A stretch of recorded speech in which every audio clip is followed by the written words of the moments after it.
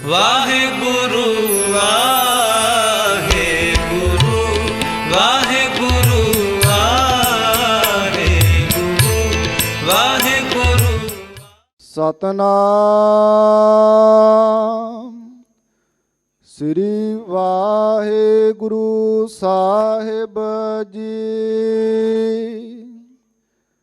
ਸ਼ਲੋਕ ਸੰਤ ਉਦਰਨ ਦਇਆਲੰ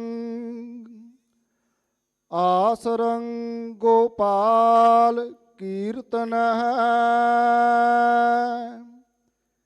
ਨਿਰਮਲੰ ਸੰਤ ਸੰਗੇਨ ਓਟ ਨਾਨਕ ਪਰਮੇਸ਼ਰ ਸੰਤ ਉਦਰਨ ਦਇਆਲੰ ਆਸਰੰ ਗੋਪਾਲ ਕੀਰਤਨ ਨਿਰਮਲੰ ਸੰਤ ਸੰਗੇਨ ਓਟ ਨਾਨਕ ਪਰਮੇਸ਼ਰ ਚੰਦਨ ਚੰਦ ਨਾ ਸਰਦ ਰੁੱਤ ਮੂਲ ਨਾ ਮਿਟਈ ਕਾਮ ਸੀਤਲ ਥੀਵੈ ਨਾਨਕਾ ਜਪੰਦੜੋ ਹਰ ਨਾਮ ਚੰਦਨ ਚੰਦ ਨਾ ਸਰਦ ਰੁੱਤ ਮੂਲ ਨਾ ਮਿਟਈ ਕਾਮ ਸੀਤਲ ਥੀਵੈ ਨਾਨਕਾ ਜਪੰਦੜੋ ਹਰ ਨਾਮ। ਵਾਹਿਗੁਰੂ ਜੀ ਕਾ ਖਾਲਸਾ ਵਾਹਿਗੁਰੂ ਜੀ ਕੀ ਫਤਿਹ। ਪਰਮ ਸਨਮਾਨ ਤੇ ਸਤਿਕਾਰਯੋਗ ਸਤਿਗੁਰਾਂ ਦੇ ਪਰਮ ਪਿਆਰ 'ਚ ਪਰੋਤੀ ਹੋਈ, ਗੁਰੂ ਰੰਗ 'ਚ ਰੰਗੀ ਹੋਈ ਗੁਰੂ ਕਾ ਖਾਸ ਰੂਪ ਗੁਰੂ ਖਾਲਸਾ ਸਾਧ ਸੰਗਤ ਜੀਓ, ਧੰਤਾ ਦੇ ਪਾਤਰ ਹੋ। ਦੀਨ ਦੁਨੀਆ ਦੇ ਮਾਲਕ, ਸਰਬ ਸਾਂਝੀ ਵਾਲਤਾ ਦੇ ਸਾਂਝੇ ਰਹਿਬਰ, ਕਲਯੁਗੀ ਜੀਵਾਂ ਦੇ ਉਧਾਰ ਕਰਤਾ, ਮਿਹਰਬਾਨ ਜਗਤ ਸਾਈਂ, ਧੰਨ ਧੰਨ ਸ੍ਰੀ ਗੁਰੂ ਗ੍ਰੰਥ ਸਾਹਿਬ ਸੱਚੇ ਪਾਤਸ਼ਾਹ ਜੀ ਮਹਾਰਾਜ ਜੀ ਦੀ ਪਾਵਨ ਪਵਿੱਤਰ ਹਜ਼ੂਰੀ 'ਚ ਸੋਢੀ ਸੁਲਤਾਨ ਪਾਤਸ਼ਾਹ ਧੰਨ ਧੰਨ ਸ੍ਰੀ ਗੁਰੂ ਰਾਮਦਾਸ ਸਾਹਿਬ ਜੀ ਮਹਾਰਾਜ ਜੀ ਦੇ ਪਾਵਨ ਅਸਥਾਨਾਂ 'ਤੇ, ਪੰਜਵੇਂ ਪਾਤਸ਼ਾਹ ਦੇ ਪਾਵਨ ਅਸਥਾਨਾਂ 'ਤੇ ਹਾਜ਼ਰੀਆਂ ਭਰ ਕੇ ਅੰਮ੍ਰਿਤ ਵੇਲੇ ਦੇ ਸਜੇ ਹੋਏ ਦੀਵਾਨਾਂ 'ਚ ਇਕੱਤਰ ਹੋ ਕੇ ਆਪ ਜੀ ਨੇ ਰੱਬੀ ਬਾਣੀ ਸ੍ਰੀ ਆਸਾ ਜੀ ਦੀ ਵਾਰ ਦੇ ਸ਼ਬਦ ਕੀਰਤਨ ਸਰਵਣ ਕੀਤੇ ਹਨ। ਚੌਥੇ ਪਾਤਸ਼ਾਹ ਦੇ ਪਾਵਨ ਦਰਬਾਰ 'ਚੋਂ ਅੱਜ ਜੋ ਅੰਮ੍ਰਿਤ ਵੇਲੇ ਤਖਤਾਂ 'ਤੇ ਪ੍ਰਕਾਸ਼ਮਾਨ ਹੁੰਦਿਆਂ ਪਾਵਨ ਪਵਿੱਤਰ ਸ੍ਰੀ ਮੁਖ ਵਾਕ ਦੀ ਦਾਤ ਸਤਿਗੁਰਾਂ ਨੇ ਬਖਸ਼ਿਸ਼ ਕੀਤੀ ਹੈ। ਪੰਚਮ ਪਾਤਸ਼ਾਹ ਸ਼ਹੀਦਾਂ ਦੇ ਸਰਤਾਜ, ਬਾਣੀ ਦੇ ਰਚਨਹਾਰ ਸਤਿਗੁਰੂ ਧੰਨ ਧੰਨ ਸ੍ਰੀ ਗੁਰੂ ਅਰਜਨ ਦੇਵ ਸਾਹਿਬ ਜੀ ਜਗਤਨਾਥ ਸਤਿਗੁਰਾਂ ਨੇ ਜੈਤਸਰੀ ਦੀ ਵਾਰ 'ਚੋਂ ਅੱਜ ਦੇ ਪਾਵਨ ਪਵਿੱਤਰ ਸ੍ਰੀ ਮੁਖ ਵਾਕ ਦੀ ਹੁਕਮਨਾਮੇ ਦੀ ਦਾਤ ਸਾਨੂੰ ਸਾਰਿਆਂ ਨੂੰ ਬਖਸ਼ਿਸ਼ ਕੀਤੀ ਹੈ। ਆਓ ਕੁਝ ਸਮੇਂ ਲਈ ਆਪਣੀਆਂ ਸੁਰਤੀਆਂ ਬਿਰਤੀਆਂ ਨੂੰ ਕੂਰਮ ਨਿਆਈ ਇਕਾਗਰ ਕਰਨ ਦਾ ਯਤਨ ਕਰੀਏ। ਜਿਵੇਂ ਕੱਛੂ ਕੁੰਮਾ ਆਪਣੇ ਹੱਥ ਪੈਰ ਤੇ ਸਿਰ ਨੂੰ ਆਪਣੇ ਖੋਪਰ ਦੇ ਵਿੱਚ ਇਕੱਠਾ ਕਰ ਲੈਂਦਾ ਹੈ, ਇਸ ਤਰ੍ਹਾਂ ਜਿਹੜੀਆਂ ਸਾਡੀਆਂ ਮਨ ਬਿਰਤੀਆਂ ਬਾਹਰ ਪਦਾਰਥਾਂ ਵਿੱਚ ਮਿਲ ਕੇ ਖਿੰਡੀਆਂ ਹੋਈਆਂ ਨੇ, ਉਹਨਾਂ ਬਿਰਤੀਆਂ ਨੂੰ ਆਪਣੇ ਅੰਦਰ ਇਕਾਗਰ ਕਰਨ ਵਾਸਤੇ, ਤਾਂ ਜੋ ਸਤਿਗੁਰਾਂ ਦੇ ਸ਼ਬਦ ਦਾ ਰਸ ਲੈ ਸਕੀਏ, ਮਹਾਰਾਜ ਜੀ ਦੇ ਸ਼ਬਦ ਦੀ ਵਿਚਾਰ ਨੂੰ ਸਮਝ ਸਕੀਏ। ਬਿਰਤੀਆਂ ਨੂੰ ਅੰਤਰਮੁਖੀ ਕਰਨ ਲਈ ਸਤਿਗੁਰੂ ਜੀ ਦੇ ਸ਼ਬਦ ਦਾ ਆਸਰਾ ਲੈਂਦਿਆਂ ਰਸਨਾ ਨੂੰ ਪਵਿੱਤਰ ਕਰਦੇ ਆਖੋ ਜੀ ਸਤਨਾਮ ਸ਼੍ਰੀ, ਸਤਨਾਮ ਸ਼੍ਰੀ, ਸਤਨਾਮ ਸ੍ਰੀ ਵਾਹਿਗੁਰੂ ਸਾਹਿਬ ਜੀ। ਸ਼ਲੋਕ। ਸੰਤ ਉਦਰਨ ਦਇਆਲੰ ਆਸਰੰ ਗੋਪਾਲ ਕੀਰਤਨ। ਸ਼ਲੋਕ। ਪੰਜਵੇਂ ਪਾਤਸ਼ਾਹ ਧੰਨ ਗੁਰੂ ਅਰਜਨ ਦੇਵ ਸਾਹਿਬ ਜੀ ਮਹਾਰਾਜ ਜੀ ਉਚਾਰਨ ਕਰ ਰਹੇ ਨੇ। ਜੈਤਸਰੀ ਦੀ ਵਾਰ ਦਾ ਇਹ ਪਾਵਨ ਪਵਿੱਤਰ ਅੰਮ੍ਰਿਤ ਸ਼ਲੋਕ ਹੈ। ਸ੍ਰੀ ਗੁਰੂ ਗ੍ਰੰਥ ਸਾਹਿਬ ਜੀ ਮਹਾਰਾਜ ਜੀ ਦੇ 709 ਅੰਗ ਤੇ ਇਹ ਪਾਵਨ ਸ਼ਬਦ ਸੁਭਾਏਮਾਨ ਹੈ। ਸੰਤ ਜੋ ਦਇਆ ਦੇ ਘਰ ਵਿੱਚ ਆ ਕੇ ਜਦੋਂ ਦਇਆ ਕਰਦੇ ਹਨ ਤਾਂ ਆਪਣੀ ਸੰਗਤ ਕਰਨ ਵਾਲੇ ਜੀਵਾਂ ਨੂੰ ਉਧਾਰਦੇ ਹਨ। ਸੰਤ ਉਦਰਣ ਦਇਆਲੰ। ਸੰਤ ਕੈਸੇ ਨੇ ਕਿ ਜਿਨ੍ਹਾਂ ਦੀ ਸੰਗਤ ਕੀਤਿਆਂ ਜੀਵ ਦਾ ਉਧਾਰ ਹੁੰਦਾ ਜਦੋਂ ਉਹ ਸੰਤ ਜਨ ਦਇਆ ਦੇ ਘਰ ਵਿੱਚ ਆਉਂਦੇ ਆ। ਔਰ ਐਸੇ ਜਿਹੜੇ ਸੰਤ ਨੇ ਉਹਨਾਂ ਨੂੰ ਹਮੇਸ਼ਾ ਗੋਪਾਲ ਦੇ ਕੀਰਤਨ ਦੇ ਵਿੱਚ ਆਪਣੀ ਸੁਰਤ ਜੋੜਨ ਦੇ ਵਿੱਚ ਆਨੰਦ ਆਉਂਦਾ। ਆਸਰੰ ਗੋਪਾਲ ਕੀਰਤਨ ਹੈ। ਸੰਤ ਜਨਾਂ ਨੂੰ ਗੋਪਾਲ ਦੇ ਕੀਰਤਨ ਦਾ ਆਸਰਾ ਹੈ। ਪੰਜਵੇਂ ਪਾਤਸ਼ਾਹ ਜੀ ਮਹਾਰਾਜ ਜੀ ਦੇ ਬਚਨ ਨੇ ਸਹਿਸ ਕਿਰਤੀ ਦੇ ਸ਼ਲੋਕਾਂ ਵਿੱਚ ਭੋਜਨੰ ਗੋਪਾਲ ਕੀਰਤਨੰ ਅਲਪ ਮਾਇਆ ਜਲ ਕਮਲ ਰਹਿਤਾ। ਰੱਬ ਦੇ ਪਿਆਰਿਆਂ ਨੂੰ ਪਰਮੇਸ਼ਰ ਦੇ ਕੀਰਤਨ ਦਾ ਆਧਾਰ ਹੈ, ਪਰਮੇਸ਼ਰ ਦੇ ਕੀਰਤਨ ਦਾ ਹੀ ਆਸਰਾ ਹੈ। ਪਰਮੇਸ਼ਰ ਦਾ ਕੀਰਤਨ ਉਹਨਾਂ ਵਾਸਤੇ ਸੱਚਾ ਭੋਜਨ ਹੈ। ਉਹ ਦੁਨਿਆਵੀ ਭੋਜਨ ਤੋਂ ਭਾਵੇਂ ਬਿਨਾਂ ਰਹਿ ਸਕਦੇ ਹੋਣ, ਪਰ ਨਿਰੰਕਾਰ ਦੇ ਭੋਜਨ, ਨਿਰੰਕਾਰ ਦੇ ਕੀਰਤਨ ਦੇ ਭੋਜਨ ਤੋਂ ਬਿਨਾਂ ਨਹੀਂ ਰਹਿ ਸਕਦੇ। ਉਹਨਾਂ ਦਾ ਆਸਰਾ ਹੈ ਪਰਮੇਸ਼ਰ ਦੀ ਬਾਣੀ ਦਾ ਕੀਰਤਨ।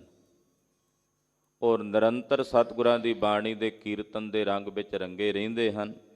ਇਹੋ ਜਿਹੇ ਜਿਹੜੇ ਸੰਤ ਜਨ ਨੇ ਜੋ ਦਇਆ ਦੇ ਘਰ ਵਿੱਚ ਆ ਕੇ ਜੀਵਾਂ ਨੂੰ ਉਧਾਰਦੇ ਹਨ ਔਰ ਜਿਨ੍ਹਾਂ ਦਾ ਆਸਰਾ ਗੋਪਾਲ ਦਾ ਕੀਰਤਨ ਹੈ। ਨਿਰਮਲੰ ਸੰਤ ਸੰਗੇਨ ਓਟ ਨਾਨਕ ਪਰਮੇਸ਼ਰ ਹੈ। ਫਿਰ ਉਹਨਾਂ ਸੰਤ ਜਨਾਂ ਨੂੰ ਕੇਵਲ ਪਰਮੇਸ਼ਰ ਦੀ ਓਟ ਹੈ, ਅਕਾਲ ਪੁਰਖ ਦੀ ਓਟ ਹੈ, ਨਿਰੰਕਾਰ ਦੀ ਓਟ ਹੈ। ਜਿਹੜੇ ਸੰਤ ਜਨ ਨਿਰੰਕਾਰ ਦੀ ਓਟ ਵਿੱਚ ਰਹਿੰਦੇ ਨੇ, ਜਿਹੜੇ ਸੰਤ ਜਨਾਂ ਨੂੰ ਕੇਵਲ ਗੋਪਾਲ ਦੇ ਕੀਰਤਨ ਦਾ ਆਸਰਾ ਹੈ, ਉਹਨਾਂ ਮਹਾਂਪੁਰਸ਼ਾਂ ਸਾਧੂਆਂ ਦੀ ਸੰਗਤ ਕਰਕੇ ਨਿਰਮਲੰ ਸੰਤ ਸੰਗੇਣ, ਉਹਨਾਂ ਸੰਤ ਜਨਾਂ ਦੀ ਸੰਗਤ ਕੀਤਿਆਂ ਇਹ ਜੀਵ ਨਿਰਮਲ ਹੁੰਦਾ, ਇਹ ਜੀਵ ਸ਼ੁੱਧ ਹੁੰਦਾ, ਇਹ ਜੀਵ ਪਵਿੱਤਰ ਹੁੰਦਾ। ਕਿਉਂਕਿ ਜੈਸਿਆਂ ਦੀ ਸੰਗਤ ਮਿਲੇ ਮਨ ਤੈਸਿਆਂ ਦੀ ਰੰਗਤ ਨੂੰ ਗ੍ਰਹਿਣ ਕਰਦਾ ਹੈ। ਤੋ ਸਾਧੂ ਜਨਾਂ ਦੀ ਸੰਗਤ ਵਿੱਚ ਆ ਕੇ, ਸੰਤ ਜਨਾਂ ਦੀ ਸੰਗਤ ਵਿੱਚ ਆ ਕੇ ਪਹਿਲਾਂ ਦੱਸ ਦਿੱਤਾ ਵੀ ਸੰਤ ਕਿਹੋ ਜਿਹੇ ਨੇ। ਸੰਤ ਜੋ ਦਇਆ ਦੇ ਘਰ ਵਿੱਚ ਆ ਕੇ ਜੀਵਾਂ ਨੂੰ ਉਧਾਰਦੇ ਹੋਣ, ਉਹ ਸੰਤ ਜਿਨ੍ਹਾਂ ਨੂੰ ਗੋਪਾਲ ਦੇ ਕੀਰਤਨ ਦਾ ਆਸਰਾ ਹੈ, ਉਹ ਸੰਤ ਜਿਨ੍ਹਾਂ ਨੂੰ ਕੇਵਲ ਇੱਕ ਪਾਰ ਬ੍ਰਹਮ ਪਰਮੇਸ਼ਰ ਦੀ ਓਟ ਹੈ, ਅਕਾਲ ਪੁਰਖ ਦੀ ਓਟ ਹੈ, ਉਹਨਾਂ ਸੰਤ ਜਨਾਂ ਦੀ ਸੰਗਤ ਕੀਤਿਆਂ ਜੀਵ ਨਿਰਮਲ ਹੋ ਜਾਂਦਾ, ਜੀਵ ਪਵਿੱਤਰ ਹੋ ਜਾਂਦਾ, ਸ਼ੁੱਧ ਹੋ ਜਾਂਦਾ ਹੈ। ਹਾਂਜੀ।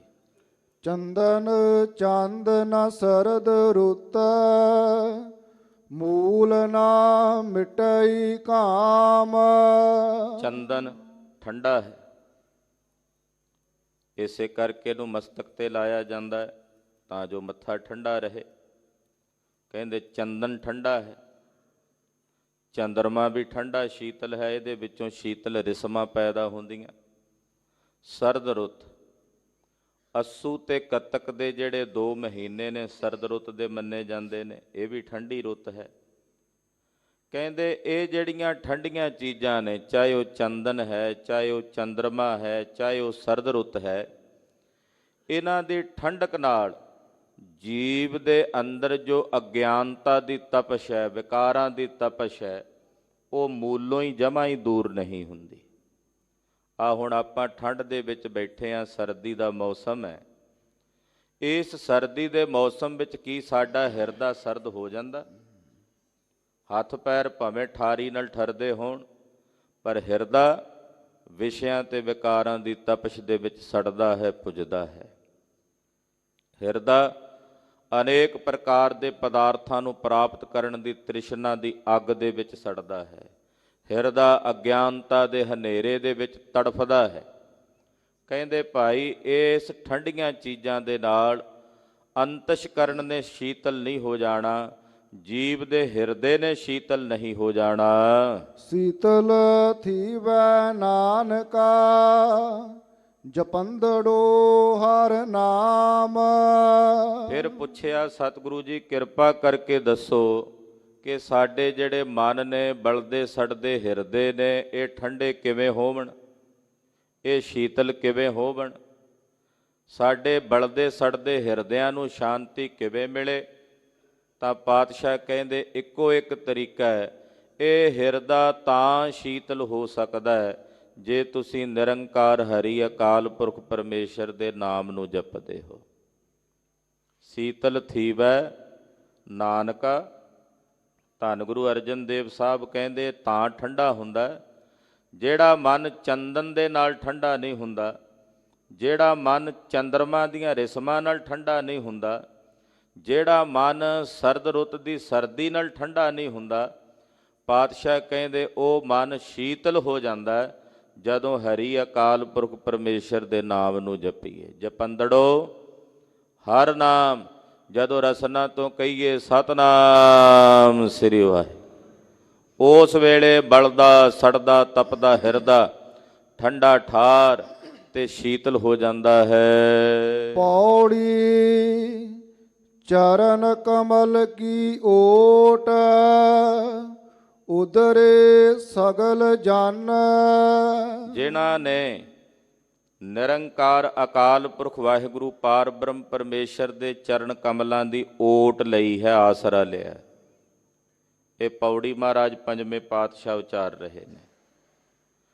ਤੇ ਪਾਤਸ਼ਾਹ ਕਹਿੰਦੇ ਜਿਨ੍ਹਾਂ ਜਨਾਂ ਨੇ ਪਾਰ ਬ੍ਰਹਮ ਨਿਰੰਕਾਰ ਪਰਮੇਸ਼ਰ ਦੇ ਪਵਿੱਤਰ ਚਰਨ ਕਮਲਾਂ ਦੀ ਓਟ ਲਈ ਹੈ, ਅਕਾਲ ਪੁਰਖ ਦੇ ਚਰਨਾਂ ਦਾ ਆਸਰਾ ਲਿਆ, ਉਹ ਜਨ ਇਹ ਸੰਸਾਰ ਤੋਂ ਉਧਰ ਜਾਂਦੇ ਹਨ। ਉਹਨਾਂ ਜਨਾਂ ਦਾ ਇਹ ਸੰਸਾਰ ਤੋਂ ਪਾਰ ਉਤਾਰਾ ਹੋ ਜਾਂਦਾ ਹੈ।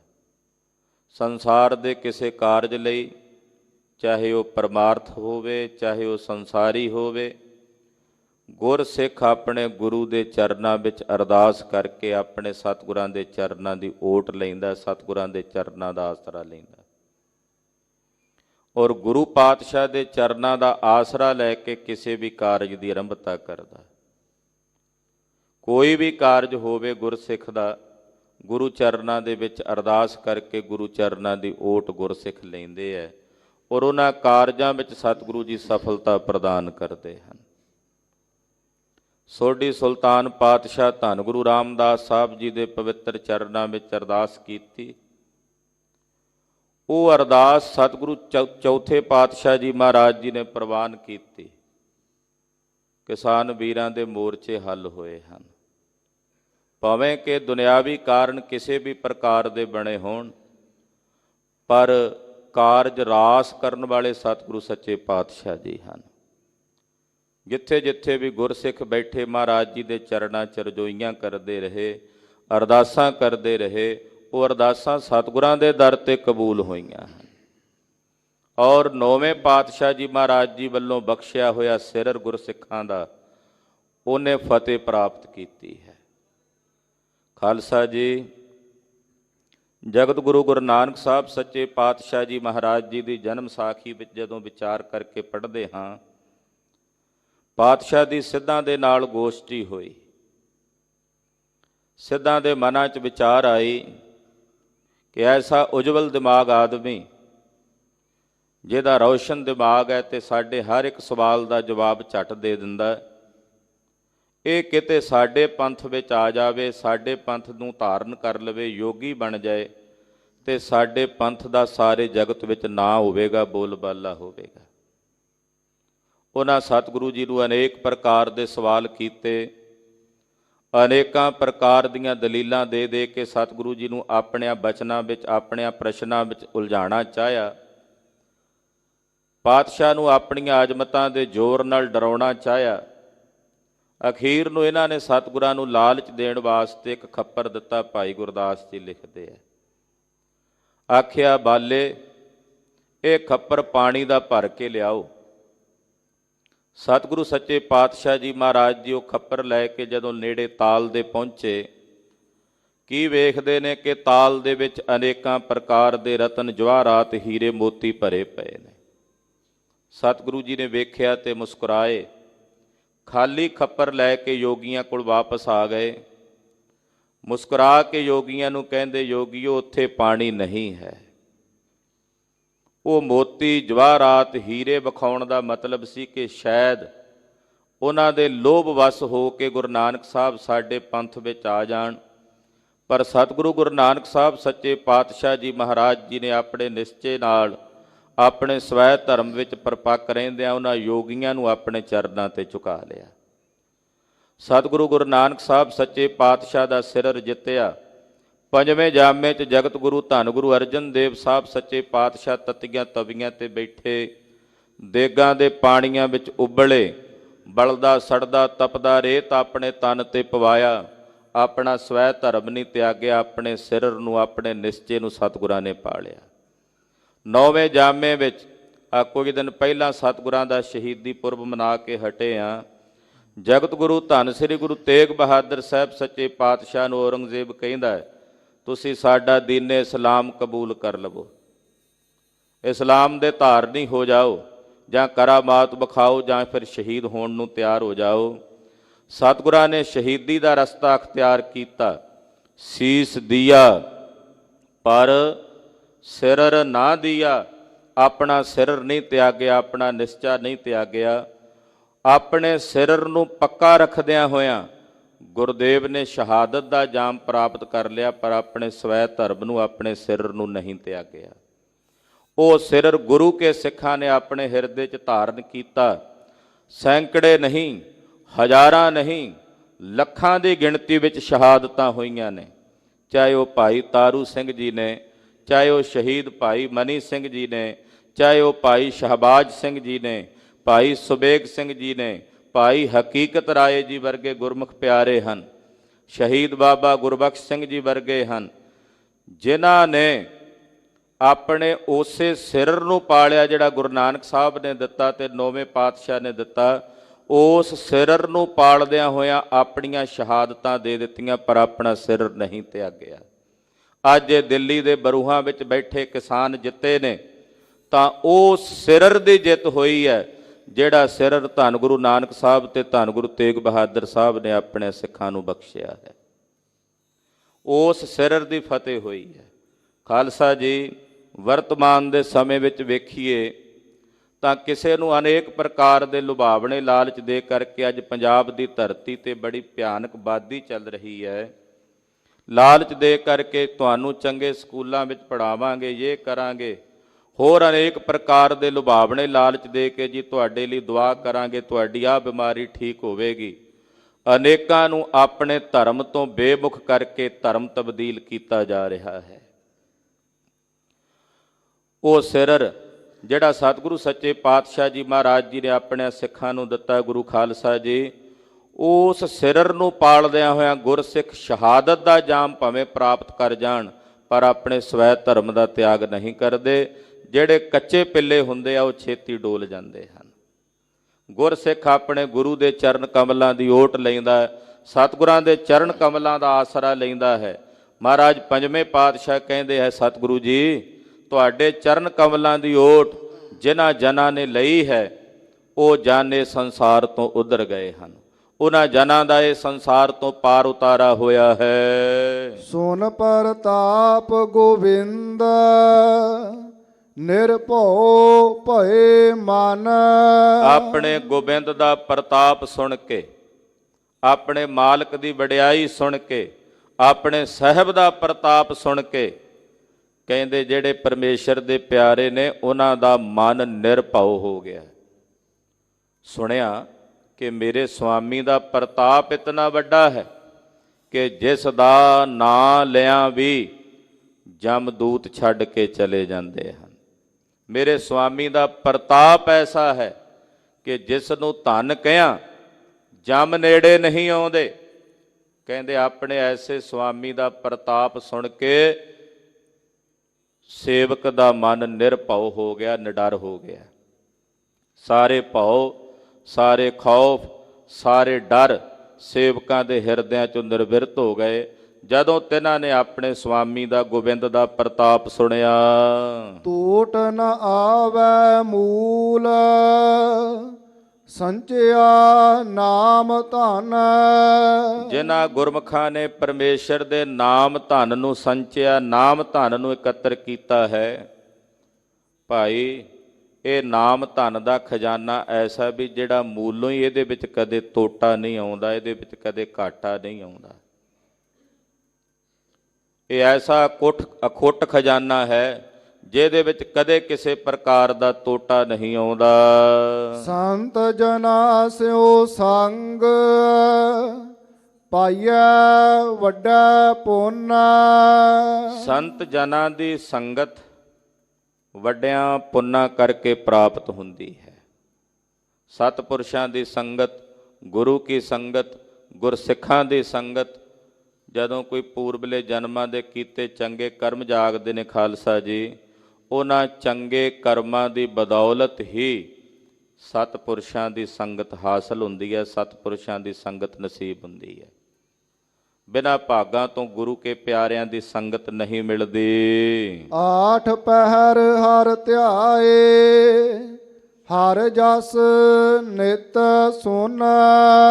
ਰੱਬ ਦੇ ਪਿਆਰੇ ਅੱਠੇ ਪਹਿਰ ਉਸ ਹਰੀ ਨੂੰ, ਅਕਾਲ ਪੁਰਖ ਵਾਹਿਗੁਰੂ ਪਰਮੇਸ਼ਰ ਨੂੰ ਧਿਆਉਂਦੇ ਹਨ। ਜਿੱਥੇ ਮਨ ਕਰਕੇ ਧਿਆਉਂਦੇ ਐ ਉੱਥੇ ਆਪਣਿਆਂ ਸ਼ਰਵਣਾ ਕਰਕੇ, ਕੰਨਾਂ ਕਰਕੇ ਹਰੀ ਅਕਾਲ ਪੁਰਖ ਵਾਹਿਗੁਰੂ ਪਰਮੇਸ਼ਰ ਦੇ ਜਸ ਨੂੰ ਨਿਤ ਸੁਣਦੇ ਹਨ।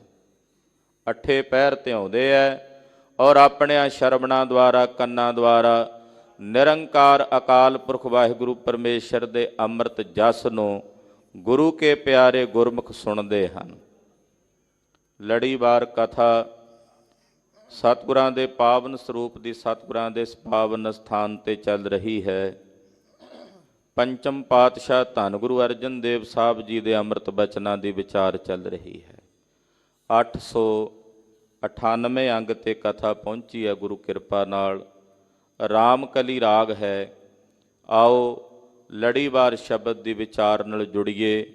ਹਾਜ਼ਰੀਆਂ ਲਵਾਓ, ਆਖੋ ਜੀ ਸਤਨਾਮ ਸ਼੍ਰੀ। ਰਾਮ ਕਲੀ ਮਹੱਲਾ ਪੰਜਵਾ। ਗਊ ਕੋ ਚਾਰੇ ਸਾਰਦੂਲ। ਰਾਮ ਕਲੀ ਰਾਗ ਹੈ। ਪੰਜਵੇਂ ਪਾਤਸ਼ਾਹ ਧੰਨ ਗੁਰੂ ਅਰਜਨ ਦੇਵ ਸਾਹਿਬ ਜੀ ਇਹ ਪਾਵਨ ਅੰਮ੍ਰਿਤ ਬਚਨ ਉਚਾਰਨ ਕਰ ਰਹੇ ਨੇ। ਅੱਖਰੀ ਅਰਥ ਨੇ ਕਿ ਗਊਆਂ ਨੂੰ ਸਾਰਦੂਲ ਬੱਬਰ ਸ਼ੇਰ ਜਿਹੜਾ ਉਹ ਚਰਾ ਰਿਹਾ ਹੈ। ਇਹ ਅੱਖਰੀ ਅਰਥ ਨੇ ਕਿ ਗਊਆਂ ਨੂੰ ਬੱਬਰ ਸ਼ੇਰ, ਸਾਰਦੂਲ ਕਹਿੰਦੇ ਆ ਬੱਬਰ ਸ਼ੇਰ ਨੂੰ, ਕਿ ਗਊਆਂ ਨੂੰ ਬੱਬਰ ਸ਼ੇਰ ਚਰਾ ਰਿਹਾ। ਹੁਣ ਕੋਈ ਸਵਾਲ ਕਰੇਗਾ ਵੀ ਇਹ ਕਿਵੇਂ ਹੋ ਸਕਦਾ ਹੈ ਕਿ ਗਾਵਾਂ ਨੂੰ ਬੱਬਰ ਸ਼ੇਰ ਚਰਾਉਂਦਾ ਹੋਵੇ। ਗਾਵਾਂ ਤਾਂ ਬੱਬਰ ਸ਼ੇਰ ਦਾ ਖਾਜਾ ਹੋ ਸਕਦੀਆਂ ਨੇ, ਉਹ ਸ਼ਿਕਾਰ ਕਰਕੇ ਉਹਨਾਂ ਨੂੰ ਮਾਰ ਸਕਦਾ, ਉਹ ਚਾਰੇਗਾ ਕਿਵੇਂ, ਉਹਨਾਂ ਨੂੰ ਚਰਾਵੇਗਾ ਕਿਵੇਂ? ਇਹਨਾਂ ਬਚਨਾਂ ਵਿੱਚ ਮਹਾਂਪੁਰਸ਼ ਦੱਸਦੇ ਹੈ ਤਾਤ ਪਰਜ ਹੈ। ਤਾਤਪਰਜ ਇਹ ਹੈ ਕਿ ਜਿਹੜੀਆਂ ਸਾਡੀਆਂ ਇੰਦਰੀਆਂ ਨੇ, ਗਿਆਨ ਇੰਦਰੀਆਂ, ਕਰਮ ਇੰਦਰੀਆਂ, 5 ਗਿਆਨ ਇੰਦਰੀਆਂ, 5 ਕਰਮ ਇੰਦਰੀਆਂ ਨੇ। ਸਾਡੇ ਨੇਤਰ, ਸਾਡੇ ਸ਼ਰਵਣ, ਸਾਡੀ ਨਾਸਿਕਾ, ਜ਼ੁਬਾਨ, ਚਮੜੀ, ਇਹ 5 ਗਿਆਨ ਇੰਦਰੀ ਹਨ। ਇਸੇ ਤਰ੍ਹਾਂ ਹੀ 5 ਕਰਮ ਇੰਦਰੀਆਂ ਨੇ, ਹੱਥ, ਪੈਰ, ਇਸੇ ਤਰ੍ਹਾਂ ਰਸਨਾ, ਗੁਦਾ। ਤੋ ਇਹ 5 ਕਰਮ ਇੰਦਰੀ ਕਹੇ ਜਾਂਦੇ ਹਨ।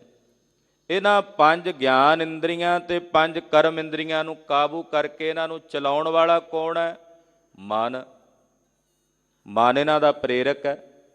ਮਨ ਨੇ ਆਖਿਆ ਅੱਖਾਂ ਨੂੰ ਵੇਖ, ਅੰਦਰੋਂ ਮਨ 'ਚ ਸੰਕਲਪ ਪੈਦਾ ਹੋਇਆ, ਮਨ 'ਚ ਬਿਰਤੀ ਪੈਦਾ ਹੋਈ ਕਿ ਅੱਖਾਂ ਨੂੰ ਕਿਹਾ, ਹੁਕਮ ਕੀਤਾ ਵੇਖ, ਤੇ ਅੱਖਾਂ ਵੇਖਦੀਆਂ ਨੇ। ਕੰਨਾਂ ਨੂੰ ਮਨ ਨੇ ਪ੍ਰੇਰਿਤ ਕੀਤਾ ਵੀ ਸੁਣ, ਤਾਂ ਕੰਨ ਸੁਣਦੇ ਆ।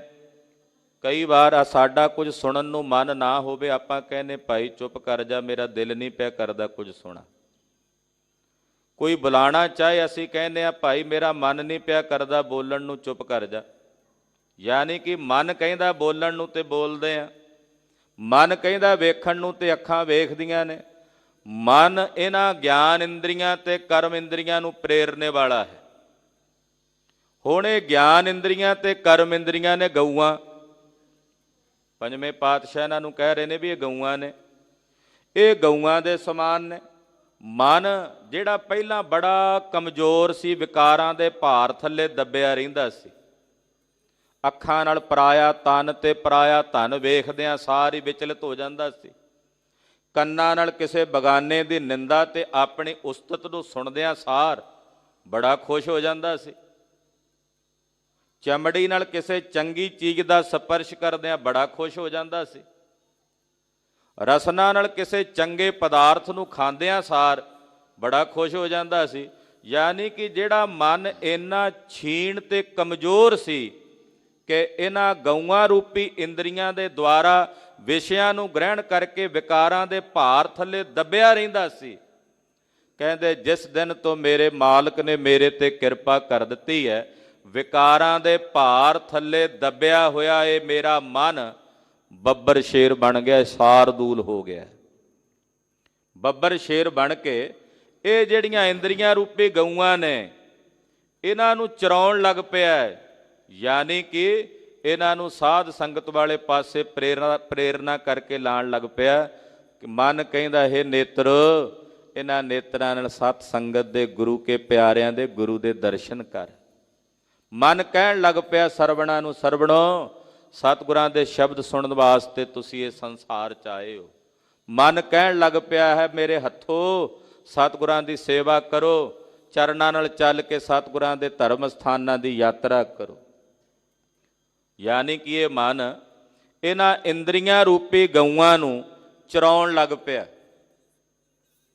ਕਿੱਥੇ ਚਰਾਉਣ ਲੱਗ ਪਿਆ? ਭਲੇ ਪਾਸੇ। ਸਤ ਸੰਗਤ ਵਿੱਚ ਆ ਕੇ ਸ਼ੁਭ ਗੁਣਾਂ ਦੀ ਘਾਹ, ਗਊਆਂ ਘਾਹ ਚਰਦੀਆਂ ਨੇ ਨਾ, ਤੇ ਸਾਧ ਸੰਗਤ ਰੂਪੀ ਚਰਾਂਦ ਵਿੱਚ ਆ ਕੇ ਇਹ ਮਨ ਗਊਆਂ ਰੂਪੀ ਇਹਨਾਂ ਇੰਦਰੀਆਂ ਨੂੰ ਲਿਆ ਕੇ ਸ਼ੁਭ ਗੁਣਾਂ ਰੂਪੀ ਘਾਹ ਨੂੰ ਚਰਾਉਣ ਵਾਸਤੇ ਪ੍ਰੇਰਿਤ ਕਰਨ ਲੱਗ ਪਿਆ। ਹੁਣ ਨੇਤਰ ਬੁਰਾ ਨਹੀਂ ਵੇਖਦੇ, ਭੁੱਖਿਆਂ ਬਾਜਾਂ ਵਾਂਗੂ ਪਰਾਇਆ ਤਨ ਤੇ ਪਰਾਇਆ ਤਨ ਨਹੀਂ ਤੱਕਦੇ। ਇਹ ਕੰਨ ਪਰਾਈ ਨਿੰਦਾ ਸੁਣਨ ਵਾਸਤੇ ਉਤਸੁਕ ਨਹੀਂ ਹੁੰਦੇ।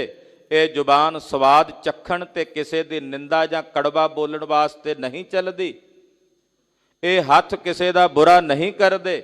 ਇਹ ਪੈਰ ਭੈੜੀਆਂ ਥਾਵਾਂ ਤੇ ਚੱਲ ਕੇ ਹੁਣ ਨਹੀਂ ਜਾਂਦੇ, ਕਿਉਂਕਿ ਮਨ ਰੂਪੀ ਬੱਬਰ ਸ਼ੇਰ ਨੇ ਨਾ ਗਊਆਂ ਨੂੰ ਆਪਣੇ ਕਾਬੂ ਵਿੱਚ ਕਰ ਲਿਆ, ਆਪਣੇ ਵਸ ਵਿੱਚ ਕਰ ਲਿਆ ਹੈ। ਕੌਡੀ ਕਾ ਲਖ ਹੂਆ ਮੂਲ।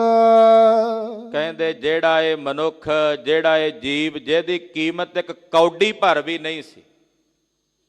ਕੌਡੀ ਕਹਿੰਦੇ ਇੱਕ ਕੌਡੀ ਭਰ ਵੀ ਜਿਸ ਦਾ ਮੁੱਲ ਨਹੀਂ ਸੀ, ਇਹੋ ਜਿਹਾ ਸੀ ਇਹ ਮਨੁੱਖ।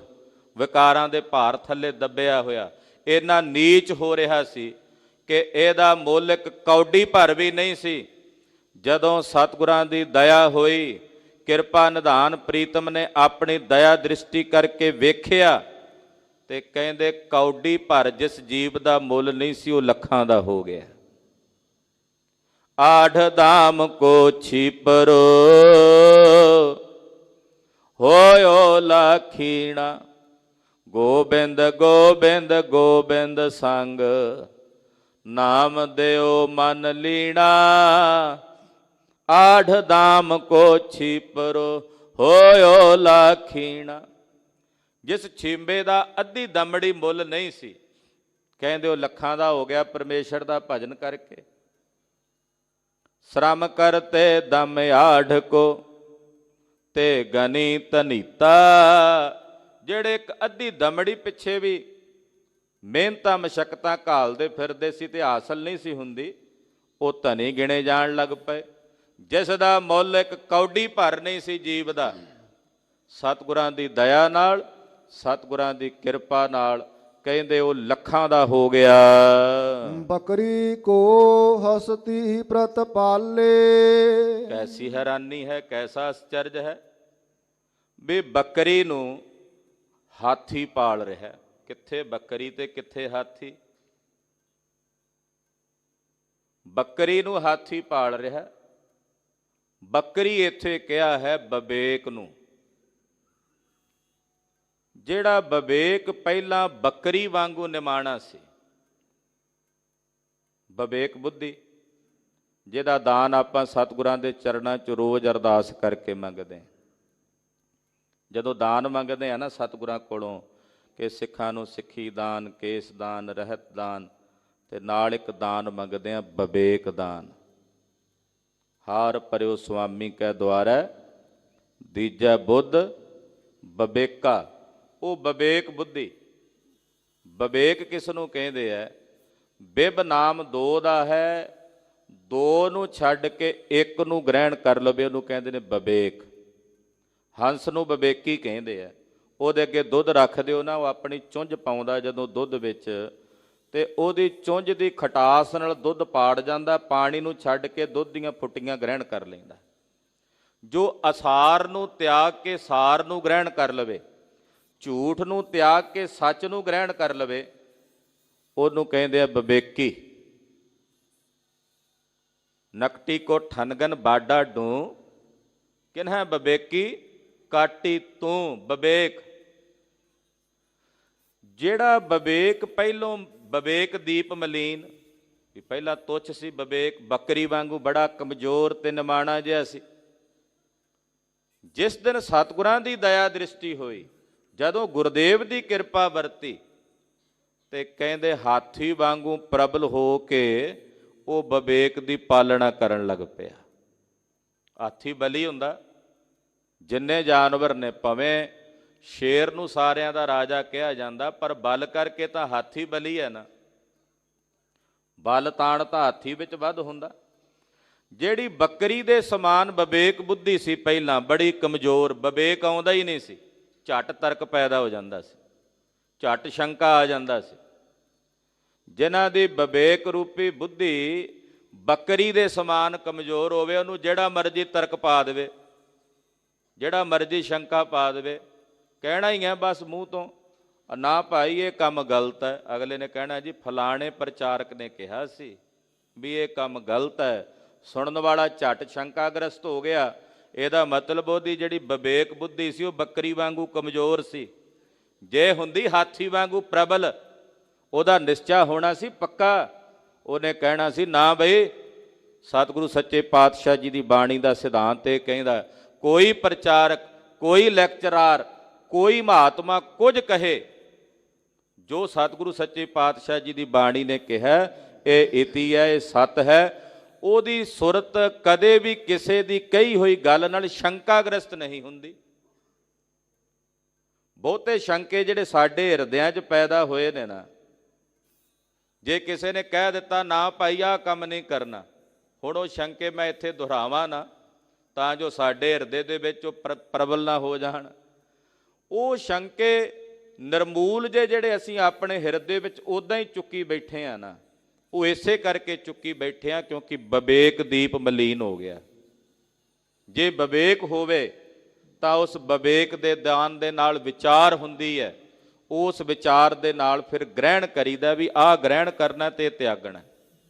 ਪਾਤਸ਼ਾਹ ਕਹਿੰਦੇ ਬੱਕਰੀ ਦੇ ਸਮਾਨ ਜਿਹੜਾ ਵਿਵੇਕ ਕਮਜ਼ੋਰ ਸੀ ਪਹਿਲਾਂ, ਜਿਸ ਦਿਨ ਮੇਰੇ ਸਤਿਗੁਰੂ ਗੁਰੂ ਰਾਮਦਾਸ ਪਾਤਸ਼ਾਹ ਨੇ ਮੇਰੇ ਤੇ ਕਿਰਪਾ ਕੀਤੀ, ਉਸ ਦਿਨ ਤੋਂ ਬਾਅਦ ਕਹਿੰਦੇ ਉਹ ਹਾਥੀ ਵਾਂਗੂ ਬਲੀ ਹੋ ਗਿਆ ਤੇ ਹਸਤੀ ਦੇ ਸਮਾਨ, ਹਾਥੀ ਦੇ ਸਮਾਨ ਉਸ ਵਿਵੇਕ ਨੂੰ ਪ੍ਰਤਪਾਲਣ ਲੱਗ ਪਿਆ, ਯਾਨੀ ਕਿ ਵਿਵੇਕ ਨੂੰ ਗ੍ਰਹਿਣ ਕਰਨ ਲੱਗ ਪਿਆ।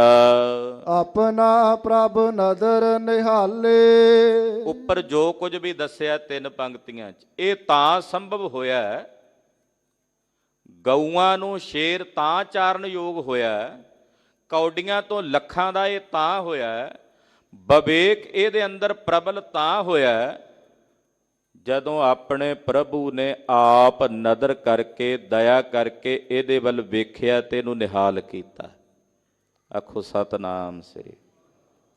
ਮੂਲ ਮੰਤਰ ਵਿੱਚ ਜਦੋਂ ਪਰਮੇਸ਼ਰ ਦਾ ਸਵਰੂਪ ਨਿਰੂਪਣ ਹੁੰਦਾ ਨਾ, ਤੇ ਪਾਤਸ਼ਾਹ ਨਾਲ ਹੀ ਕਹਿੰਦੇ ਆ ਗੁਰ ਪ੍ਰਸਾਦ, ਯਾਨੀ ਕਿ ਗੁਰੂ ਦੀ ਕਿਰਪਾ ਤੋਂ ਬਿਨਾਂ ਕੁਝ ਸੰਭਵ ਨਹੀਂ ਹੈ। ਗੁਰੂ ਦਾ ਪ੍ਰਸਾਦ ਵਰਤੇ, ਗੁਰੂ ਦੀ ਕਿਰਪਾ ਵਰਤੇ ਤਾਂ ਉਸ ਪਰਮੇਸ਼ਰ ਦੇ ਸਵਰੂਪ ਦਾ ਸਾਖਸ਼ਾਤਕਾਰ ਹੁੰਦਾ। 9ਵੇਂ ਗੁਰਦੇਵ ਵੀ ਕਹਿੰਦੇ ਗੁਰ ਕਿਰਪਾ ਜਿਹ ਨਰ ਕਉ ਕੀਨੀ, ਤਿਹ ਇਹ ਜੁਗਤ ਪਛਾਨੀ, ਨਾਨਕ ਲੀਨ ਭਇਓ ਗੋਬਿੰਦ ਸਿਉ ਜਿਉ ਪਾਨੀ ਸੰਗ। ਗੁਰੂ ਕਿਰਪਾ ਤੋਂ ਬਿਨਾਂ ਨਹੀਂ। ਇਸ ਕਰਕੇ ਕਹਿੰਦੇ ਜਦੋਂ ਆਪਣੇ ਪ੍ਰਭੂ ਨੇ ਸਾਡੇ ਤੇ ਆਪਣੀ ਨਜ਼ਰ ਕਰਕੇ ਸਾਨੂੰ ਨਿਹਾਲ ਕੀਤਾ ਤਾਂ ਇਹ ਸਾਰਾ ਕੁਝ ਸੰਭਵ ਹੋਇਆ।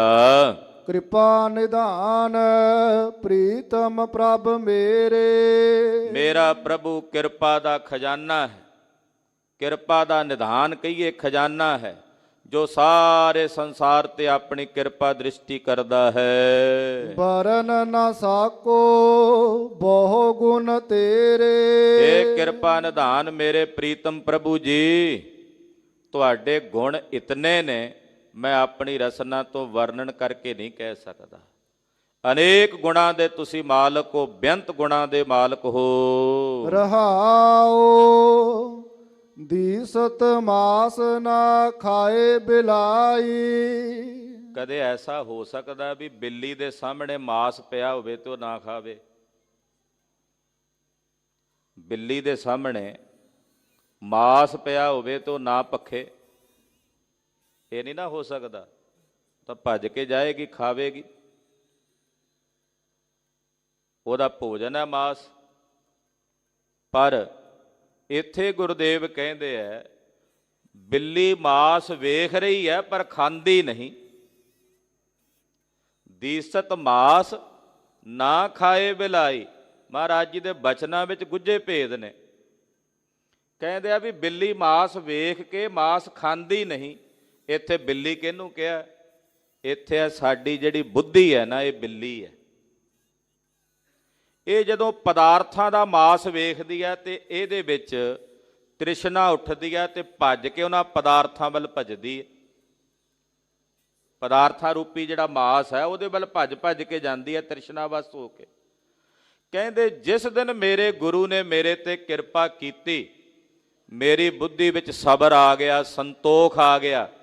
ਹੁਣ ਇਹ ਮੇਰੀ ਬੁੱਧੀ ਰੂਪੀ ਜਿਹੜੀ ਬਿੱਲੀ ਹੈ, ਇਹ ਸੰਸਾਰ ਦੇ ਪਦਾਰਥਾਂ ਰੂਪੀ ਮਾਸ ਨੂੰ ਵੇਖ ਕੇ ਭੱਜ ਕੇ ਉਹਨਾਂ ਨੂੰ ਖਾਣ ਲਈ ਨਹੀਂ ਜਾਂਦੀ। ਯਾਨੀ ਕਿ ਪਦਾਰਥਾਂ ਨੂੰ ਭੋਗਣ ਦੇ ਵਿੱਚ ਭੋਗਾਕਾਰ ਬਿਰਤੀ ਬਣਾ ਕੇ ਨਹੀਂ ਵਰਤਦੀ। ਭਾਵੇਂ ਕੋਲ ਅੰਬਾਰ ਲੱਗੇ ਹੋਣ ਪਦਾਰਥਾਂ ਦੇ, ਵੇਖ ਕੇ ਮਨ ਵਿੱਚ ਹੁਣ ਤ੍ਰਿਸ਼ਨਾ ਪੈਦਾ ਨਹੀਂ ਹੁੰਦੀ। ਸ਼ਹੀਦੀ ਦੇ ਨਾਂ ਰਹੇ ਨੇ ਸਾਹਿਬਜ਼ਾਦਿਆਂ ਦੇ। 7 ਸਾਲ ਤੇ 9 ਸਾਲ ਦੀ ਅਵਸਥਾ ਵਿੱਚ ਉਹਨਾਂ ਨੂੰ ਅਨੇਕ ਪ੍ਰਕਾਰ ਦੇ ਲਾਲਚ ਦਿੱਤੇ ਗਏ। ਤੁਹਾਨੂੰ ਜਗੀਰਾਂ ਦਿੱਤੀਆਂ ਜਾਣਗੀਆਂ, ਨਵਾਬਾਂ ਦੀਆਂ ਲੜਕੀਆਂ ਦੇ ਡੋਲੇ ਵਿਆਹੇ ਜਾਣਗੇ, ਰਾਜ ਭਾਗ ਹੋਣਗੇ। ਅਨੇਕ ਪ੍ਰਕਾਰ ਦੇ ਲੁਭਾਵਣੇ ਪਦਾਰਥਾਂ ਨੂੰ ਵੇਖ ਕੇ 7 ਸਾਲ ਤੇ 9 ਸਾਲ ਦੀ ਉਮਰ ਵਿੱਚ ਸਾਹਿਬਜ਼ਾਦਾ ਬਾਬਾ ਜ਼ੋਰਾਵਰ ਸਿੰਘ ਤੇ ਬਾਬਾ ਫਤਿਹ ਸਿੰਘ ਜੀ ਦੀ ਬੁੱਧੀ ਵਿੱਚ ਕਿਸੇ ਵੀ ਪ੍ਰਕਾਰ ਦਾ ਲੋਭ ਜਾਂ ਲਾਲਚ ਨਹੀਂ ਆਇਆ। ਅਸੀਂ ਉਹਨਾਂ ਦੇ ਵਾਰਸ ਹਾਂ ਭਾਈ। ਗਰੀਬ ਨਵਾਜ ਪਾਤਸ਼ਾਹ ਕਹਿੰਦੇ ਜਿਹਦੇ ਅੰਦਰ ਸਬਰ ਤੇ ਸੰਤੋਖ ਦੀ ਬਿਰਤੀ ਆ ਗਈ, ਉਹ ਤ੍ਰਿਸ਼ਨਾ ਵਸ ਹੋ ਕੇ ਸੰਸਾਰ ਦੇ ਪਦਾਰਥਾਂ ਵੱਲ ਨਹੀਂ ਭਜਦਾ। ਮਹਾ ਕਸਾਬ ਛੁਰੀ ਸੱਟ ਪਾਈ। ਜਿਹੜਾ ਸਾਡੇ ਅੰਦਰ ਕ੍ਰੋਧ ਹੈ ਇਹ ਮਹਾ ਕਸਾਈ ਹੈ, ਬੜਾ ਵੱਡਾ ਕਸਾਈ ਹੈ ਕ੍ਰੋਧ। ਜਦੋਂ ਕ੍ਰੋਧ ਆ ਜੇ ਤੇ ਭਰਾ ਨਹੀਂ ਦੱਸਦਾ, ਕ੍ਰੋਧ ਆ ਜੇ ਤੇ ਪਿਓ ਨੂੰ ਪੁੱਤ ਨਜ਼ਰ ਨਹੀਂ ਆਉਂਦਾ, ਪੁੱਤ ਨੂੰ ਪਿਓ ਨਜ਼ਰ ਨਹੀਂ ਆਉਂਦਾ। ਕ੍ਰੋਧ ਆ ਜਾਏ ਤੇ ਪੁੱਤ ਨੂੰ ਮਾਂ ਨਜ਼ਰ ਨਹੀਂ ਆਉਂਦੀ, ਕ੍ਰੋਧ ਆ ਜਾਏ ਤੇ ਮਾਂ ਨੂੰ ਪੁੱਤ ਨਜ਼ਰ ਨਹੀਂ ਆਉਂਦਾ। ਕਿੰਨਾ ਕੁਝ ਘਟਦਾ ਸਮਾਜ ਵਿੱਚ। ਇਹ ਕ੍ਰੋਧ ਬੜਾ ਭਿਆਨਕ ਕਸਾਈ ਹੈ। ਕਹਿੰਦੇ ਇਹ ਜਿਹੜਾ ਮਹਾ ਕਸਾਈ ਸੀ ਕ੍ਰੋਧ, ਇਹਦੇ ਹੱਥ ਵਿੱਚ ਸੀ ਛੁਰਾ। ਛੁਰਾ ਕਿਹੜਾ ਸੀ? ਹਿੰਸਾ ਦਾ। ਕ੍ਰੋਧ ਰੂਪੀ ਕਸਾਈ ਦੇ ਹੱਥ ਦੇ ਵਿੱਚ ਸੀ ਛੁਰਾ ਹਿੰਸਾ ਦਾ। ਕਹਿੰਦੇ ਮੇਰੇ ਸਾਹਿਬ ਨੇ ਮੇਰੇ ਤੇ ਤਰਸ ਕੀਤਾ, ਇਸ ਮਹਾ ਕ੍ਰੋਧ ਰੂਪੀ ਕਸਾਈ ਦੇ ਹੱਥੋਂ ਹਿੰਸਾ ਰੂਪੀ ਛੁਰੀ ਨੂੰ ਸੁਟਾ ਦਿੱਤਾ। ਹੁਣ ਮੈਂ ਹਿੰਸਾ ਵਾਲੇ ਪਾਸੇ ਪ੍ਰਵਿਰਤ ਨਹੀਂ ਹੁੰਦਾ, ਯਾਨੀ ਕਿ ਕ੍ਰੋਧ ਦੇ ਵਸੀਕਾਰ ਨਹੀਂ ਹੁੰਦਾ। ਕਰਨਹਾਰ ਪ੍ਰਭ ਹਿਰਦੈ ਊਠਾ। ਉਹ ਜੋ ਕਰਨਹਾਰ ਪ੍ਰਭੂ ਅਕਾਲ ਪੁਰਖ ਪਰਮੇਸ਼ਰ ਹੈ, ਉਹ ਮੇਰੇ ਹਿਰਦੇ ਵਿੱਚ ਵਸ ਗਿਆ ਹੈ। ਫਾਥੀ ਮਛਲੀ ਕਾ ਜਾਲਾ ਟੂਟਾ। ਕਹਿੰਦੇ ਮੱਛੀ ਵਾਂਗੂ ਮੈਂ ਜਾਲ 'ਚ ਫਸਿਆ ਹੋਇਆ ਸੀ, ਮੋਹ ਦੇ ਜਾਲ ਵਿੱਚ ਜੀਵ ਮੱਛੀ ਵਾਂਗੂ ਫਸਿਆ ਹੋਇਆ ਸੀ। ਜਿਸ ਦਿਨ ਸਤਿਗੁਰਾਂ ਨੇ ਕਿਰਪਾ ਕੀਤੀ, ਮੋਹ ਦੇ ਇਸ ਜਾਲ ਨੂੰ ਤੋੜ ਕੇ ਇਸ ਜੀਵ ਨੂੰ ਇਸ ਜਾਲ ਚੋਂ ਸੁਤੰਤਰ ਕਰ ਦਿੱਤਾ। ਸੂਕੇ ਕਾਸ਼ਟ ਹਰੇ ਚਲੂਲ। ਮੇਰਾ ਮਨ ਤੇ ਬੁੱਧੀ ਸੁੱਕੀ ਲੱਕੜ ਵਾਂਗੂ ਸੁੱਕਾ ਸੀ, ਇਹਦੇ 'ਚ ਪ੍ਰੇਮ ਰੂਪੀ ਰਸ ਨਹੀਂ ਸੀ, ਪ੍ਰੇਮ ਰੂਪੀ ਜਲ ਨਹੀਂ ਸੀ, ਇਹ ਸੁੱਕ ਚੁੱਕਾ ਸੀ ਮਨ ਤੇ ਬੁੱਧ। ਪ੍ਰਭੂ ਦੀ ਦਇਆ ਨਾਲ ਕਹਿੰਦੇ ਸੁੱਕ ਚੁੱਕਾ ਇਹ ਮਨ ਤੇ ਬੁੱਧੀ ਹਰੇ ਚਲੂਲ। ਚਲੂਲ ਦਾ ਮਤਲਬ ਹੁੰਦਾ ਗਾੜਾ। ਕਹਿੰਦਾ ਗਾੜੇ, ਮਹਾਰਾਜ ਜੀ ਕਹਿੰਦੇ ਗਾੜੇ ਹਰੇ ਰੰਗ ਦੇ ਵਿੱਚ ਮੇਰਾ ਇਹ ਮਨ ਤੇ ਬੁੱਧੀ ਦੋਵੇਂ ਰੰਗੇ ਗਏ ਨੇ। ਯਾਨੀ ਕਿ ਜਿਹੜਾ ਮਨ ਤੇ ਬੁੱਧ ਦੋਵੇਂ ਸੁੱਕੇ ਹੋਏ ਸੀ ਪਰਮੇਸ਼ਰ ਦੀ ਪ੍ਰੀਤ ਤੋਂ ਬਿਨਾਂ, ਉਹਨਾਂ ਅੰਦਰ ਪਰਮੇਸ਼ਰ ਦੀ ਪ੍ਰੀਤ ਦਾ ਹਰਾ ਰੰਗ, ਜਾਂ ਇਸ ਤਰ੍ਹਾਂ ਕਹਿ ਲਈਏ ਨਾਮ ਦੀ ਪ੍ਰੀਤ ਦਾ ਜਲ ਵਰਤ ਗਿਆ, ਸਿੰਚਿਆ ਗਿਆ ਹੈ। ਊਚੇ ਥਲ ਫੂਲੇ ਕਮਲ ਅਨੂਪ। ਕਹਿੰਦੇ ਮੇਰਾ ਮਨ ਜਿਹੜਾ ਹੰਕਾਰ ਵਾਂਗੂ ਉੱਚਾ ਸੀ, ਉਹਦੇ ਤੇ ਸ਼ੁਭ ਗੁਣਾ ਰੂਪੀ ਕਮਲ ਦੇ ਅਨੂਪ ਫੁੱਲ ਖਿੜ ਗਏ ਨੇ। ਕਦੇ ਟਿੱਬਿਆਂ ਦੇ ਉੱਤੇ ਕਮਲ ਦੇ ਫੁੱਲ ਜੰਮੇ ਵੇਖੇ ਆ? ਮਹਾਰਾਜ ਜੀ ਕਹਿੰਦੇ ਹਾਂ ਅਸੀਂ ਵੇਖੇ ਹੈ। ਜਦੋਂ ਮਨ ਉੱਚਾ ਸੀ ਹੰਕਾਰ ਸਹਿਤ, ਗੁਰੂ ਦੀ ਕਿਰਪਾ ਨਾਲ ਉਹ ਵਿਨਿਮਰਤਾ ਵਿੱਚ ਆਇਆ, ਤਾਂ ਉਸੇ ਮਨ ਦੇ ਉੱਤੇ ਸ਼ੁਭ ਗੁਣਾ ਰੂਪੀ ਕੀਮਤੀ ਕਮਲ ਦੇ ਫੁੱਲ ਖਿੜ ਗਏ। ਅਗਨ ਨਿਵਾਰੀ ਸਤਿਗੁਰ ਦੇਵ। ਮੇਰੇ ਸਤਿਗੁਰੂ ਦੇਵ ਨੇ ਮੇਰੇ ਅੰਦਰੋਂ ਅਗਨ ਨਿਵਾਰ ਦਿੱਤੀ ਹੈ। ਮੇਰੇ ਅੰਦਰੋਂ ਤ੍ਰਿਸ਼ਨਾ ਦੀ ਅੱਗ ਨੂੰ ਮੇਰੇ ਗੁਰਦੇਵ ਨੇ ਬੁਝਾ ਦਿੱਤਾ ਹੈ। ਹੁਣ ਇਸ ਮਨ ਵਿੱਚ ਪਦਾਰਥਾਂ ਦੀ ਤ੍ਰਿਸ਼ਨਾ ਦੇ ਭਾਂਬੜ ਨਹੀਂ ਮਚਦੇ। ਸੇਵਕ ਆਪਣੀ ਲਾਇਓ ਸੇਵ। ਮੇਰੇ ਸਾਹਿਬ ਨੇ ਤਰਸ ਕਰਕੇ ਆਪਣੇ ਇਸ ਸੇਵਕ ਨੂੰ ਆਪਣੀ ਸੇਵਾ ਵਿੱਚ ਲਾ ਲਿਆ ਹੈ। ਨਿਕੰਮਾ ਸੀ, ਨਕਾਰਾ ਸੀ, ਗੁਰਦੇਵ ਨੇ ਆਪਣੀ ਕਾਰੇ ਲਾ ਲਿਆ, ਆਪਣੀ ਸੇਵਾ ਦੇ ਵਿੱਚ ਲਾ ਲਿਆ ਹੈ। ਅਕਿਰਤ ਕਣਾ ਕਾ ਕਰੇ ਉਧਾਰ। ਮੇਰੇ ਸਾਹਿਬ ਜੀ ਐਸੇ ਦਿਆਲੂ ਨੇ ਜਿਹੜੇ ਅਕਿਰਤ ਕਣਾ ਨੂੰ ਵੀ ਉਧਾਰਦੇ ਆ।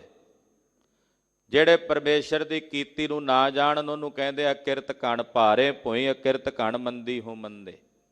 ਨਾ ਤਿਸ ਭਾਰੇ ਪਰਬਤਾਂ ਅਸਮਾਨ ਖਹੰਦੇ, ਨਾ ਤਿਸ ਭਾਰੇ ਤਰਵਰਾਂ ਫਲ ਸੁਫਲ ਫਲੰਦੇ, ਨਾ ਤਿਸ ਭਾਰੇ ਜੀ ਜੰਤ ਅਣਗਿਣਤ ਫਿਰੰਦੇ, ਨਾ ਤਿਸ ਭਾਰੇ ਕੋਟ ਗੜ ਘਰ ਬਾਰ ਦਸੰਦੇ, ਨਾ ਤਿਸ ਭਾਰੇ ਸਰਵ ਸਾਇਰਾ ਨਦ ਵਾਹ ਵਹੰਦੇ, ਨਾ ਤਿਸ ਭਾਰੇ ਜੀ ਜੰਤ ਅਣਗਿਣਤ ਫਿਰੰਦੇ, ਭਾਰੇ ਭੋਈ ਅਕਿਰਤ ਕਣ ਮੰਦੀ ਹੂੰ ਮੰਦੇ।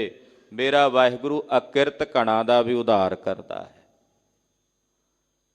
ਉਹ ਅਕਿਰਤ ਕਣਾਂ ਨੂੰ ਵੀ ਪਾਲਦਾ ਹੈ। ਐਸਾ ਦਿਆਲੂ ਹੈ ਜੋ ਅਕਿਰਤ ਕਣਾਂ ਦਾ ਵੀ ਉਧਾਰ ਕਰਦਾ ਹੈ। ਪ੍ਰਭ ਮੇਰਾ ਹੈ ਸਦਾ ਦਇਆਰ।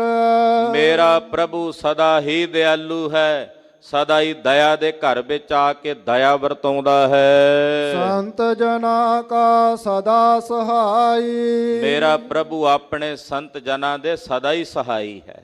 ਉਹ ਆਪਣਿਆਂ ਸੇਵਕਾਂ ਦੀ ਸਦਾ ਹੀ ਸਹਾਇਤਾ ਕਰਦਾ ਹੈ। ਚਰਨ ਕਮਲ ਨਾਨਕ ਸਰਨਾਈ। ਧੰਨ ਸ੍ਰੀ ਗੁਰੂ ਅਰਜਨ ਦੇਵ ਸਾਹਿਬ ਪੰਜਵੇਂ ਪਾਤਸ਼ਾਹ ਕਹਿੰਦੇ, ਹੇ ਪ੍ਰਭੂ ਜੀ, ਮੈਂ ਤੁਹਾਡੇ ਪਵਿੱਤਰ ਪਾਵਨ ਚਰਨ ਕਮਲਾਂ ਦੀ ਸ਼ਰਨ ਵਿੱਚ ਹਾਂ, ਤੁਹਾਡੀ ਪਨਾਹ ਵਿੱਚ ਹਾਂ। ਤੁਮਰੀ ਸ਼ਰਨ ਤੁਮਾਰੀ ਆਸਾ, ਤੁਮ ਹੀ ਸਜਨ ਸੁਹੇਲੇ ਰੱਖੋ ਰਾਖਣਹਾਰ ਦਿਆਲਾ। ਨਾਨਕ ਘਰ ਕੇ ਗੋਲੇ ਮਹਾਰਾਜ ਜੀ, ਜਪ ਤਪ ਸੰਜਮ ਧਰਮ ਨਾ ਕਮਾਇਆ, ਸੇਵਾ ਸਾਧ ਨਾ ਜਾਣਿਆ ਹਰ ਰਾਇਆ। ਕਹੋ ਨਾਨਕ ਹਮ ਨੀਚ ਕਰਮਾ, ਸਰਣ ਪਰੇ ਕੀ ਰੱਖੋ ਸਰਮਾ। ਮਹਾਰਾਜ ਜੀ ਤੁਹਾਡੀ ਪਨਾਹ ਵਿੱਚ ਹਾਂ, ਸ਼ਰਨ ਵਿੱਚ ਹਾਂ, ਰੱਖ ਲਓ। ਕੋਟਾਨ ਕੋਟ ਸ਼ੁਕਰ ਹੈ ਸਤਿਗੁਰੂ ਗਰੀਬ ਨਿਵਾਜ ਪਾਤਸ਼ਾਹ ਦਾ। ਅੱਜ ਗੁਰਦੁਆਰਾ ਸ੍ਰੀ ਮੰਜੀ ਸਾਹਿਬ ਇਸੇ ਹੀ ਦੀਵਾਨ ਹਾਲ ਵਿੱਚ ਜੋ ਕਿਸਾਨੀ ਮੋਰਚਾ ਗੁਰਦੇਵ ਨੇ ਆਪ ਕਿਰਪਾ ਕਰਕੇ ਫਤਿਹ ਕੀਤਾ ਹੈ। ਕਿਉਂਕਿ ਜਿਸ ਦਾ ਹੋਵੇ ਵੱਲ ਸੋ ਕਦੇ ਨਾ ਹਾਰਦਾ। ਜਿਹਦੇ ਵੱਲ ਸਤਿਗੁਰੂ ਸੱਚੇ ਪਾਤਸ਼ਾਹ ਖੜੇ ਨੇ ਨਾ, ਉਹਦੀ ਕਦੇ ਹਾਰ ਨਹੀਂ ਹੁੰਦੀ। ਗੁਰੂ ਖਾਲਸਾ ਜੀ, ਜਿਹਨੇ ਆਪਣੇ ਮਾਲਕ ਦੇ ਚਰਨਾਂ ਦਾ ਆਸਰਾ ਲਿਆ ਹੋਵੇ। ਕਿਸਾਨੀ ਮੋਰਚੇ ਦੇ ਫਤਿਹ ਦੇ ਸੰਬੰਧ ਵਿੱਚ ਗੁਰਦੇਵ ਦਾ ਸ਼ੁਕਰਾਨਾ ਕਰਨ ਵਾਸਤੇ ਸ਼੍ਰੋਮਣੀ ਗੁਰਦੁਆਰਾ ਪ੍ਰਬੰਧਕ ਕਮੇਟੀ ਵੱਲੋਂ ਪਰਸੋਂ ਰੋਜ਼ ਤੋਂ ਤੁਰਕੀ ਬਾਣੀ, ਅਕਾਲੀ ਬਾਣੀ ਦੇ ਸ੍ਰੀ ਅਖੰਡ ਪਾਠ ਸਾਹਿਬ ਪ੍ਰਾਰੰਭ ਹਨ, ਜਿਨ੍ਹਾਂ ਦੀ ਸਮਾਪਤੀ ਅੱਜ ਦੁਪਹਿਰੇ 11 ਵਜੇ ਕੀਤੀ ਜਾਵੇਗੀ। ਉਪਰੰਤ ਦੀਵਾਨ ਸਜਣਗੇ। ਗੁਰਦੇਵ ਦੇ ਚਰਨਾਂ ਵਿੱਚ ਸਤਿਗੁਰਾਂ ਦੇ ਸ਼ੁਕਰਾਨੇ ਦੀ ਅਰਦਾਸ ਕੀਤੀ ਜਾਵੇਗੀ। ਸਮੂਹ ਕਿਸਾਨ ਜਥੇਬੰਦੀਆਂ ਮਹਾਰਾਜ ਜੀ ਦੇ ਪਾਵਨ ਸਥਾਨਾਂ 'ਤੇ ਹਾਜ਼ਰੀਆਂ ਭਰਨਗੀਆਂ। ਸਭ ਨੂੰ ਜੀਓ ਆਇਆਂ। ਧੰਨਵਾਦ। ਕੋਟਾਨ ਕੋਟ ਸ਼ੁਕਰ ਜਗਤ ਗੁਰੂ ਸ੍ਰੀ ਗੁਰੂ ਗ੍ਰੰਥ ਸਾਹਿਬ ਸੱਚੇ ਪਾਤਸ਼ਾਹ। ਵਾਹਿਗੁਰੂ ਜੀ ਕਾ ਖਾਲਸਾ, ਵਾਹਿਗੁਰੂ ਜੀ ਕੀ ਫਤਿਹ। ਸ਼ੇਰੇ ਪੰਜਾਬ ਗੁਰਬਾਣੀ YouTube ਚੈਨਲ ਨੂੰ ਵੱਧ ਤੋਂ ਵੱਧ ਸਬਸਕ੍ਰਾਈਬ ਕਰੋ ਅਤੇ ਇਸ 'ਤੇ ਗੁਰਬਾਣੀ, ਸ਼ਬਦ ਕੀਰਤਨ ਅਤੇ ਇਤਿਹਾਸ ਨਾਲ ਵੱਧ ਤੋਂ ਵੱਧ ਜੁੜ ਕੇ ਆਨੰਦ ਮਾਣੋ ਅਤੇ ਆਪਣੀ ਜ਼ਿੰਦਗੀ ਨੂੰ ਸਫਲ ਕਰੋ। ਵਾਹਿਗੁਰੂ ਜੀ ਕਾ ਖਾਲਸਾ, ਵਾਹਿਗੁਰੂ ਜੀ ਕੀ ਫਤਿਹ।